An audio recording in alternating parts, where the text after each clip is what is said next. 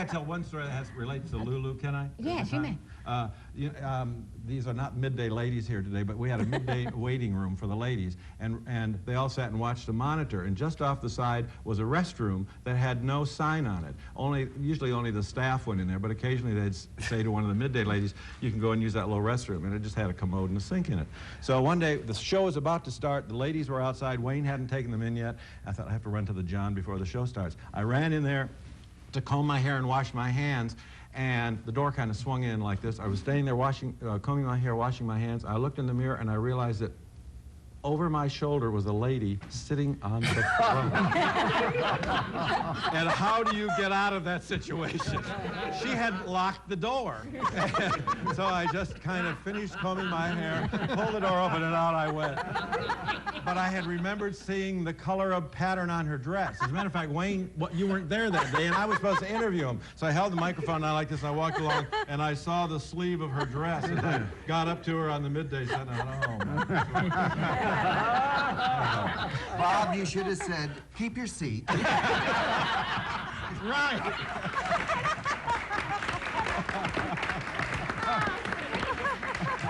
We could go on forever, but we're running out of time. And we still want to hear a little bit later about your story. But right now, we're going to take a break.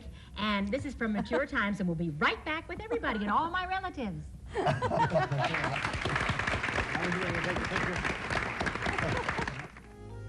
Retirement affects couples and their lifestyles. Many couples look forward to retirement, but they don't realize that this milestone in their lives will bring changes to their relationship. Retiring people often suffer great losses, such as the power to make things happen, clear-cut goals and purposes, status, and even comradeship with co-workers. During the first year, couples should be aware that retirement will affect their relationship. One simple step to follow is keep communication open and be willing to negotiate. This message is brought to you by Mature Times. Yeah. Oh, well, here we are with all my relatives, and this is a relative that I'm so fond of. This is Reggie Hendry, and Reggie was our floor director, and I don't know what we would have done without We did you. a lot of shows together. We certainly did. We did. When we did, even past Midday, we did other things together, convention shows and everything else. So we've known each other for a long time. We really have, and we were just reminiscing about the family, because you have one child that did go into something related to broadcasting. Theater, right. He's stage managing Playhouse on the Square up in Memphis and loves every minute of it. Works nice, short, 14-hour days. Well, he's used that because his dad has always worked 14-hour days, too. It's the way it goes in the business, right. Tell us something you remember about Midday. Let's see. I remember one time we were having a birthday celebration for Terry. Mm-hmm. Now, you remember Terry, this is a Midday celebration right here now, but Terry was actually the first live children's program in the area when she was Mrs. Muffin. This was before Midday. Mm-hmm. So Al Shea had set it up with me that I would come on as Terry's very first child's guest on the Mrs. Muffin show. So I came on in baggy pants and a long gray beard and a hat and said, "Oh, Terry, I'm so happy to see you. I remember back when I was on your show." Yeah? So we put her on. That's the thing with television then. I mean, we put everybody on live, and as Al said earlier in the show, we were flying without a net. Yeah. But it all worked, and everything always came together. And we had a lot of theater in the show then. We had a lot of theater in the show, and remember when I first started on Midday also, back in the early 60s. You're now 54, right? 54? Yes, I don't mind. Everything was live. We didn't have tape machines. I mean, it was live. Even the commercials were live, because we would go right from a camera shot on a live guest. We would go move over to the counter and set up the A&P products or whatever the commercial happened to be and do the pan shot, have the little price cards next to them. And it was more live theater than it was anything else. And a lot of us that started in those days had a theater background because we were used to working live and thinking on our feet, which helped because we went from one thing right to the other. Now, I see Bob over there. He's got Ellen. Well, the husband gets a chance to say something here at this party, too. And one of the backbones of Midday all through those years was Ellen Hardiman. Ellen, you started out really kind of as secretary, or? Well, I guess I was like Girl Friday. Did just about everything, and then I became Terry's personal assistant, and then, as Al used to say, I used to produce Terry on the air. And it took some producing. There had to be somebody behind the throne.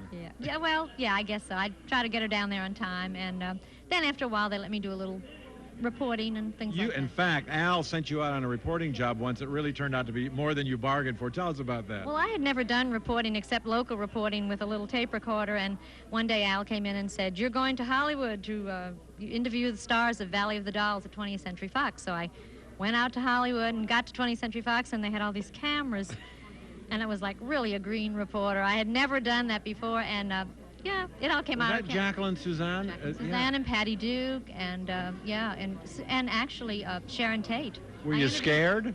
Scared to death, of course I was. But it was fun. It was Hey, we like to bring up to date what the Midday people are doing now. For years, you've had a ballet, dancing, and tap school.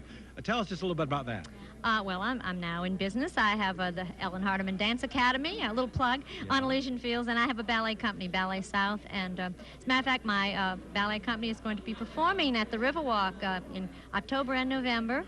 And, you know, it's just, right now we're very busy, very active. And you've got two daughters who are the age of our daughter Tammy, and they all live in North Georgia or Tennessee, don't Exactly. they? We're All kind well, of together. Our grandkids are in Georgia, Well, that's Ellen, let's have a piece of cake and an hors d'oeuvre, and we'll see what Jan's doing over the other side. Midday. Paul Yosich, you go back before Midday with Terry Fletridge, don't you? Back to 1947 in the WDSU radio in the Mont Lawn Hotel. And what'd you do? I was a young engineer for WDSU radio, and Terry was doing a radio program for D.H. Holmes. And I used to babysit her kids. That was Patty and Loanne. Patty and wasn't it? Loanne, yeah. What are you doing today, Paul? Independent television production. We do the Marcus television show. It's syndicated around the country right now.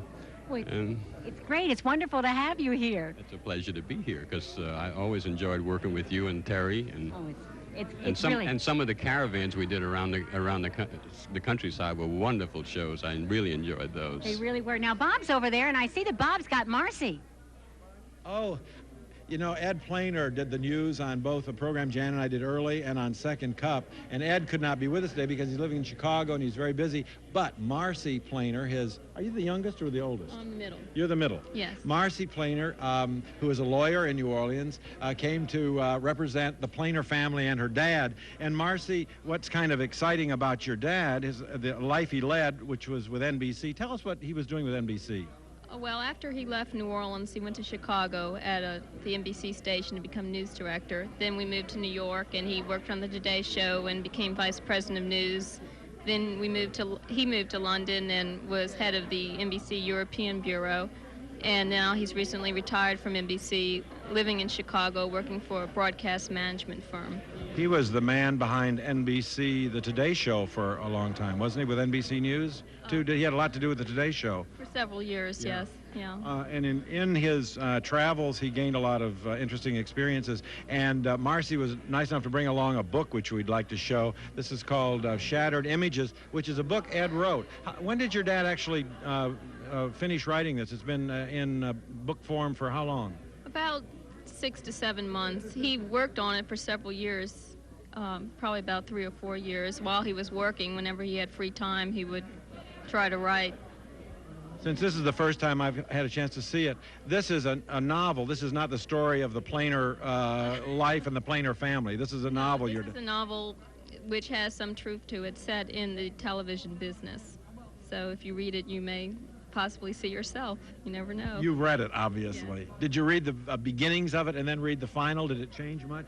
I just read The Galleys, and then I read it in book form, and it didn't change that much. No, I didn't see from the early beginnings. So that's it. Shattered Images by Ed Planer, who used to do the news on Midday. And Marcy, thanks for being here. Let's see what Jan's doing over there on the other side.